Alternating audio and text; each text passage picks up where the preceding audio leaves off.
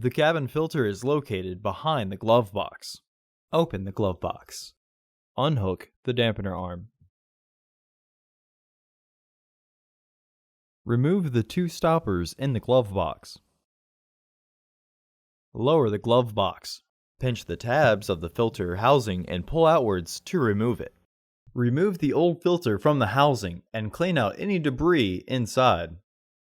Install your new AQ1144 filter into the housing, with its airflow indicating arrow pointing down. Reinstall the housing cover. Reinstall the stoppers by rotating them to the right.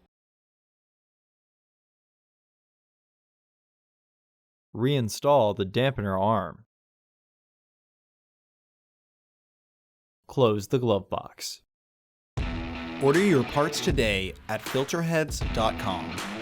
Also, please like our video and subscribe to our channel so you won't miss any new content.